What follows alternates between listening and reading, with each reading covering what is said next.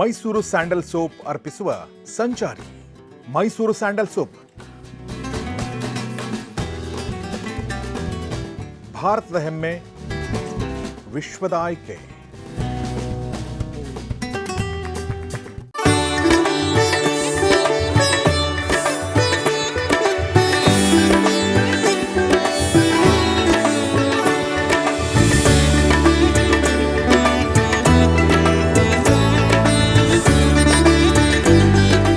ವೀಕ್ಷಕರೇ ನಮಸ್ಕಾರ. ಭಾಗೀರಥಿ ಟ್ರಾವೆಲ್ಸ್ನ 2ನೇ ದಿನದಲ್ಲಿ ನಾವಿದ್ದೀವಿ. ನಿಜವಾಗ್ಲೂ ಎಲ್ಲರ ಮುಖದಲ್ಲಿ ಸಂಭ್ರಮ ಕಾಣ್ತಿದೆ. ಯಾಕಂದರೆ ಪ್ರತಿಯೊಂದು ಜಾಗ ಹೋಗುವಂತಹ ಪ್ಲೇಸ್ ಅಷ್ಟು ಯುನೀಕ್ ಆಗಿರೋದ್ರ ಜೊತೆಗೆ ಎಲ್ಲರೂ ಕೂಡ ಭಕ್ತಿ ಭಾವದಿಂದ ಅದರ ಜೊತೆ ಕನೆಕ್ಟ್ ಆಗ್ತಾ ಇರುವಂಥದ್ದು.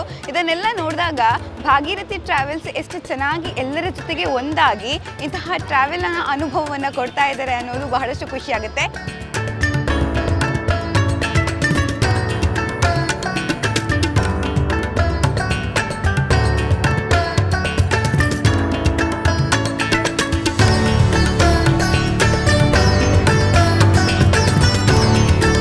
ಇವತ್ತು ನಾವು ಭಾಗೀರಥಿ ಟ್ರಾವೆಲ್ಸ್ ಜೊತೆಗೆ ಟ್ರಾವೆಲ್ ಮಾಡ್ತಾ ಇದ್ವಿ. ಇವತ್ತು 2ನೇ ದಿನ.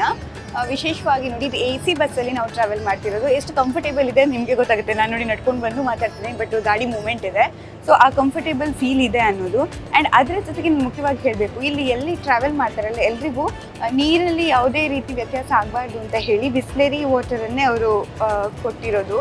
ಯಾಕಂದರೆ ಬ್ರ್ಯಾಂಡ್ ಇಂಪಾರ್ಟೆಂಟ್ ಆಗುತ್ತೆ ಅನ್ನೋ ಕಾರಣಕ್ಕೆ. ಯಾಕಂದರೆ ಇದನ್ನು ಯಾಕೆ ಮೆನ್ಷನ್ ಮಾಡ್ತಿದ್ದೀನಿ ಅಂದರೆ, ನಮಗೆ ಹೊರಗಡೆ ನೀರು ಕುಡಿಬಾರ್ದು, ಅಂದರೆ ನಮಗೆ ಅಲ್ಲೂ ಕೂಡ ನೀರು ಚೇಂಜಸ್ ಆದರೂ ಕೂಡ ಪ್ರಾಬ್ಲಮ್ ಆಗುತ್ತೆ ಅನ್ನುವಂಥ ಕಾರಣಕ್ಕೆ ಎಲ್ರಿಗೂ ಒಳ್ಳೆ ನೀರನ್ನೇ ಕೊಡೋ ಒಂದು ವ್ಯವಸ್ಥೆ ಅಂದರೆ ಎಲ್ಲ ಅಚ್ಚುಕಟ್ಟಾಗಿ ವ್ಯವಸ್ಥೆ ಮಾಡಿದ್ದಾರೆ ಅನ್ನುವಂಥದ್ದು.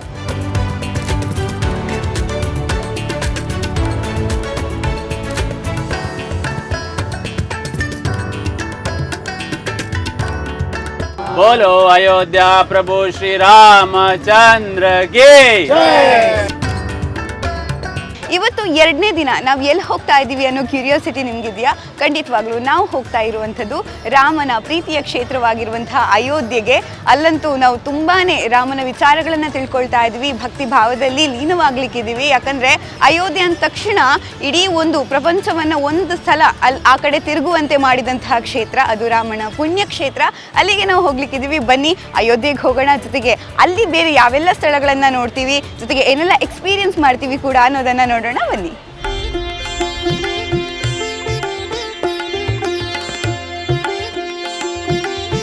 ನಾವೀಗ ಅಯೋಧ್ಯೆಗೆ ಹೊರಟಿದ್ದೀವಿ ರಾಮನ ದರ್ಶನವನ್ನು ಮಾಡೋದಕ್ಕೆ. ಬಟ್ ನಾವು ಈ ಆಟೋದಲ್ಲಿ ಹೋಗ್ತಿದ್ದೀವಿ. ಭಾಗೀರಥಿ ಟ್ರಾವೆಲ್ಸಲ್ಲಿ ಬಂದರೆ ನೀವು ಎಷ್ಟು ಅಮೌಂಟ್ ಹೇಳ್ತೀರಲ್ಲ ಅಷ್ಟು ಮಾತ್ರ ಅಮೌಂಟ್ ಕಟ್ಟಕ್ಕಿರುತ್ತೆ. ಮತ್ತು ಆಟೋ ಚಾರ್ಜ್ ಎಲ್ಲವೂ ಯಾವ ಗಾಡೀಲಿ ಹೋಗ್ತೀರ ಅದೆಲ್ಲವೂ ಕೂಡ ಭಾಗೀರಥಿ ಟ್ರಾವೆಲ್ಸೇ ನೋಡ್ಕೊಳ್ಳುತ್ತೆ. ಬಟ್ ಇದು ತುಂಬ ಯುನೀಕ್ ಆಗಿದೆ ನೋಡಿ. ನಮ್ಮೂರಲ್ಲಿರೋ ಆಟೋನೇ ಬೇರೆ, ಇದರ ಸ್ಟ್ರಕ್ಚರೇ ಬೇರೆ.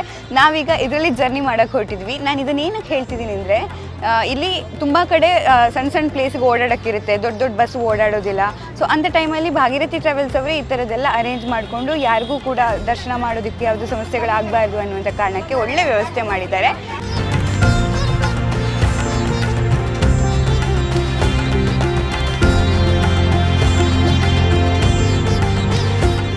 ನಿಮ್ಗೆಲ್ರಿಗೂ ಕೂಡ ಫೇಮಸ್ ಸಿಂಗರ್ ಲತಾ ಮಂಗೇಶ್ಕರ್ ಗೊತ್ತಿರಬಹುದು. ಆದ್ರೆ ಲತಾ ಮಂಗೇಶ್ಕರ್ ಅವರ ಒಂದು ಚೌಕ್ ಅಂತ ಹೇಳ್ತಾರೆ ಈ ಏರಿಯಾಗೆ. ಅಲ್ಲಿ ವೀಣೆ ಕಾಣ್ತಾ ಇದೆಯಲ್ಲ, ಆ ವೀಣೆ ಅವರಿಗೋಸ್ಕರನೇ ಮಾಡಿರುವಂತದ್ದು.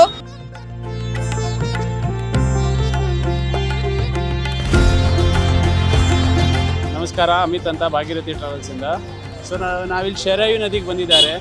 ಸೊ ಶರಯು ನದಿ ಮಹತ್ವ ಏನಂದರೆ, ಇಲ್ಲಿ ಯಾರು ಸ್ನಾನ ಮಾಡ್ತಾರೆ ಅದು ಮುಕ್ತಿಗೆ ಸ್ಥಾನ ಅಂತ.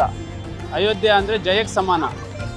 ಸೊ ರಾಮ ಮತ್ತು ಲಕ್ಷ್ಮಣ ಸೀತಾ ಮಾತೆ ಅವರು 11 ವರ್ಷ ಆಡಳಿತ ಮಾಡಿದವರು. ಸೊ ಏನು ಚುಕ್ಕಿಲ್ಲದೆ ಮಾಡಿದ್ರು. ಸೊ ಇಲ್ಲಿ ಯಾರು ಈ ಮಾಘ ಮಾಸದಲ್ಲಿ ಸ್ನಾನ ಮಾಡ್ತಾರೆ. ಮಾಘ ಅಂದರೆ ಕನ್ನಡದಲ್ಲಿ ಕೇಳು ಅಂತ.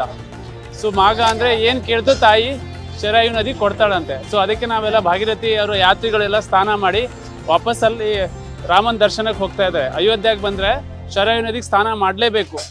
ಮಾಡ್ಕೊಂಡು ಶ್ರೀರಾಮನ ದರ್ಶನ ಮಾಡಿದ್ರೆ ಆ ಫಲ ಎಲ್ಲರಿಗೂ ಸಿಗುತ್ತೆ ಅಂತ ನಾವಿಲ್ಲಿ ಕೇಳ್ಕೊಳ್ತೇನೆ.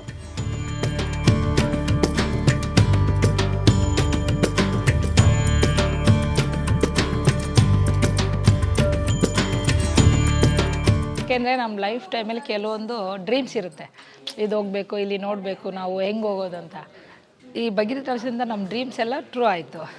ತುಂಬ ಚೆನ್ನಾಗಿ ಕೇರ್ ಮಾಡ್ತಾರೆ. ಆಮೇಲೆ ನಾವು ಹೆಲ್ತಿಯಾಗಿ ಇವತ್ತು 6-7 ಡೇಸ್ ಆದರೂ ಓಡಾಡಿಕೊಂಡು ಟ್ರಿಪ್ ನೋಡ್ತೀವಿ ಅಂದರೆ ಹೆಲ್ತಿಯಾಗಿರಬೇಕು. ಅದಕ್ಕೆ ಮೇನು ಊಟ, ತಿಂಡಿ, ನೀರು ಟೈಮ್ ಕರೆಕ್ಟಾಗಿ ಮನೇಲಿ ಏನು ನಾವು ತೊಗೋತೀವೋ ಅದೇ ಥರನೇ ಇವರೆಲ್ಲ ಕೊಡ್ತಾ ಇದ್ದಾರೆ.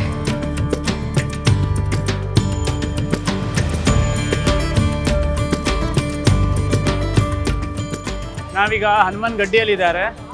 ಸೊ ಹನುಮಾನ್ ಗಡ್ಡಿ ಏನಂದರೆ ಇಲ್ಲಿ ಶ್ರೀ ಹನುಮಾನ್ ದೇವರು ಇಲ್ಲಿ ಅಂಜನೇಯ ತಾಯಿ ಜೊತೆಗೆ ಇಲ್ಲಿ ಒಂದು ಗುಹೆ ಇತ್ತು ಹಿಂದಿನ ಕಾಲದಲ್ಲಿ ಗುಹೆ.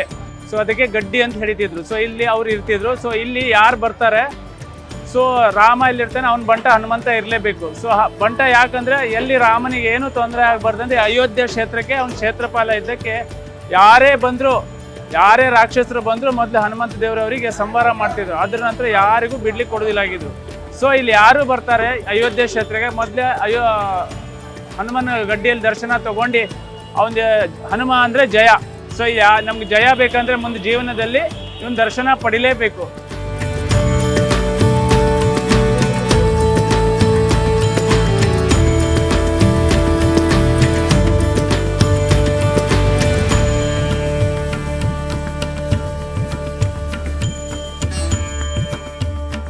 ಜೈ ಶ್ರೀರಾಮ್. ನಾವಿಲ್ಲಿ ಬಂದಿದ್ದು ಜನತ ರಾಜರ ಮಹಲಿಗೆ. ಸೊ ಇಲ್ಲಿ ಏನಂದರೆ ಶ್ರೀರಾಮಚಂದ್ರ ತಮ್ಮ ಬಾಲ್ಯದ ದಿವಸಗಳಲ್ಲಿ ಆಟ ಆಡಿದ್ದು, ಆಮೇಲೆ ಲೀಲೆ ಮಾಡಿದ್ದು ಎಲ್ಲ ಇಲ್ಲೇ. ಸೊ ನೇಪಾಳ ರಾಜರ ಅವ್ನ ತಂದೆ ಸೀತಾ ಅಪ್ಪ ಸೊ ಏನು ಮಾಡಿದ್ರು ಅಂದರೆ ಬಂಗಾರದ ಮಹಲನ್ನು ಕೊಟ್ಟರು. ಸೊ ಆವಾಗಿನ ಕಾಲದಲ್ಲಿ ಅದು ಪ್ರೀತಿಯಿಂದ ಕೊಟ್ಟಿದ್ದು. ಸೊ ನಮ್ಮ ಜನ ಏನು ಮಾಡಿದ್ರು ಅಂದರೆ ಉಲ್ಟಾ ಮಾಡಿದ್ರು, ಅದು ವರದಕ್ಷಿಣೆ ಅಂತ ಮಾಡಿದ್ರು. ಅದು ಆ್ಯಕ್ಚುಲಿ ತಪ್ಪು, ಹಂಗಲ್ಲ. ಅದು ಪ್ರೀತಿಯಿಂದ ಕೊಟ್ಟಿದ್ದನ್ನು ಅವರು ರಾಮ ಎಂದಿಗೂ ಅದು ವರ ಕೇಳಲೇ ಇಲ್ಲ, ವರದಕ್ಷಿಣೆ ಕೇಳಲೇ ಇಲ್ಲ. ಆದರೆ ನಮ್ಮ ಜನರು ಅದು ಏನು ಮಾಡ್ತಾರೆ, ಕಾಲಕ್ರಮೇಣ ಅದು ವರದಕ್ಷಿಣೆ ಅಂತಾಯಿತು. ಸೊ ಡೌರಿ ಸಿಸ್ಟಮ್ ಯಾವಾಗಲೂ ಆಗಲಿಲ್ಲ, ನಮ್ಮ ಶಾಸ್ತ್ರದಲ್ಲೂ ಇಲ್ಲ ಡೌರಿ ಸಿಸ್ಟಮ್. ಸೀತೆ ಹಂಗೆ ಒಂದು ಸೊಸೆನೂ ಮಹಾಲಕ್ಷ್ಮಿನೇ. ಸೊ ಅದ್ರಗೋಸ್ಕರ ಇಲ್ಲಿ ಎಲ್ಲ ದಶರಥ ಮಹಲ್ ಅಂದರೆ ಎಲ್ಲರೂ ಬರಲೇಬೇಕು. ರಾಮನ ದರ್ಶನ ಮಾಡಿ, ಹನುಮಾನ್ ಗಡ್ಡಿ ದರ್ಶನ ಮಾಡಿ, ದಶರಥ ಮಹಲ್ ದರ್ಶನ ಮಾಡಿ, ಕನಕ್ ಭವನ್ ಅಂತೂ ಇದೆ, ಕನಕ್ ಭವನು ದರ್ಶನ ಮಾಡಬೇಕು. ಆಮೇಲೆ ಸೀತಾಕುಂಡ ಅಂತ ಇದೆ. ಸೀತಾಕುಂಡದಲ್ಲಿ ಅಲ್ಲೊಂದು ಜಲ ಇದೆ. ಆ ಜಲದಲ್ಲಿ ನೀರು ಕುಡಿದ್ರೆ ಅಮೃತ ಸಮಾನ. ಸೊ ಸತ್ಯುಗದಲ್ಲಿ ಅಲ್ಲ, ಆವಾಗಿನ ಜನ ನೀರು ಕುಡಿತಿದ್ರು. ಸೊ ಎಲ್ಲರೂ ಮೋಕ್ಷಕ್ಕೆ ಹೋಗ್ತಿದ್ರು. ಈಗ ಕಲಿಯುಗ ಆ ಬಾವಿಯನ್ನು ಮುಚ್ಚಿಬಿಟ್ಟಿದ್ದಾರೆ.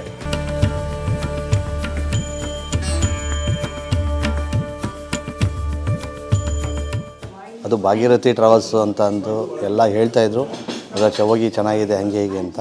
ಆದರೆ ನಾವು ಕೇಳಿದ್ದು, ಆದರೆ ನಾವು ಕಣ್ಣಾರೆ ನೋಡಿದ್ದೀವಿ. ಏಕೆಂದರೆ ನಮ್ಮ ಕೇರ್ ಯಾವ ರೀತಿ ತೊಗೊತಾರೆ ಅಂದರೆ, ಅವ್ರ ಮಕ್ಕಳನ್ನ ಹೇಗೆ ಕರ್ಕೊಂಡು ಹೋಗ್ತಾರೆ, ಯಾವ ರೀತಿ ಕರ್ಕೊಂಬರ್ತಾರೆ ಅನ್ನೋದನ್ನು ನಾವು ಇದರಲ್ಲಿ ವಿಡಿಯೋದ್ರಲ್ಲಿ ನೋಡಿದ್ದು. ಆದರೆ ಇವತ್ತಿನ ದಿನ ನಾವು ಕಣ್ಣಾರೆ ನೋಡ್ಬಿಟ್ಟು ಮಾಡಿದ್ರೆ ಇನ್ನೊಬ್ರಿಗೆ ಹೇಳಬೇಕು, ಆ ರೀತಿ ಮಾಡ್ತಾಯಿದ್ದಾರೆ. ಒಂದು ಯಾವುದ್ರಲ್ಲೂ ನಮಗೆ ಬೆಳೆ ತೋರಿಸೋ ಆಗಿಲ್ಲ.